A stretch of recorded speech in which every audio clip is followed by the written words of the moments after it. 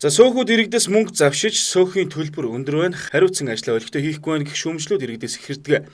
Тэр ч утгаараа шудраг өслөө хэрэглэгчийн төлөө газарт иргэдээс ирсэн гомдлын дагуу сөөхүүдэд шалгалт явуулж иргэдийн эрхэнд зөрчигдсөн учраас хуулийн байгууллагад хандан зарим зөрчлийг шийдвэрлүүлээд байгааг үзэгч та бүхэн үзсэн байна. Тэгвэл оршин суугчид сөөхийн даргаа өөрсдөө сонгодог байхыг хууль журамдаа заагаад өгсөн ч орон сууцны хорооллуудын сөөхийн удирдлагууд нь тухайн орон сууцны ажилтан байдаг тохиолдлууд илбэг байгаамаа. Сөөхийн даргаыг одоо хэн ч авч чадхааргүй ийм хүн дархалцсан хүн байна гэж яриад байгаа одоо сүүлийн үеийн тийм.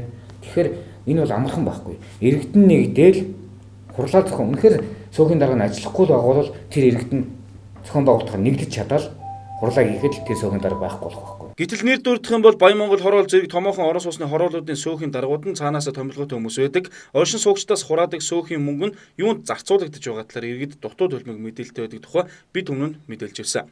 Иргэдийн өгсөн мөнгө эргээд тэдний тав тухтай цэвэр цэмцгээр амьдралд зориулагдах ёстой, бодит зардал байх ёстой маа.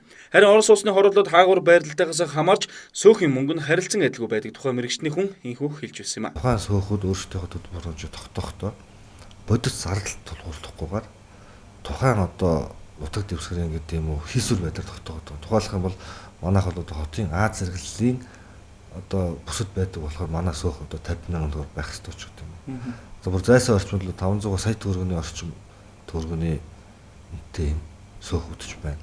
За зарим тохиолдолд 5,000 төгрөгийн хураамж авдаг сөөх 3,000 төгрөгийн хураамж авдаг юм сөөхүүд байна. Харин үзэгч та бүхэнд нэг зүйлийг сануулж хэлэхэд та бүхэн сөөхийн удирдлага гишүүдээ өөрсдөөсөө сонгож үйл ажиллагаанд идэвхтэй оролцох хэрэгцээ шаардлага байгааг дуулгах байна. За тэгэхгүй болохоор мөнгө төгрөг үйлчилгээ талаас үргэлж хил ам дагуулдаг байгаа шалтгаан болоод байгаа нь харагдаж байгаамаа. Сөөхийн дарга нь тухайн орон сууцнд амьдардаг нийгмийн идэвх сайтай оршин суугч байхад л энэ ажлыг хийгээд явах боломжтой гэдгийг холбогд хүмүүс нь хэлсээр байгаа. За мөн сөөхийн хурал цуглаан хийлцэх асуудал дээр өргөн бүрэлдэхүүнээр зохион байгуулалтаа оролцож санал гомдол шүүмжлэх хэлэхгүй байгаа учраас та бүхний эрх ашиг зөрчигдөх бас нэг шалтгаан болоод байгааг аль аль талд нь анхааруулж байна.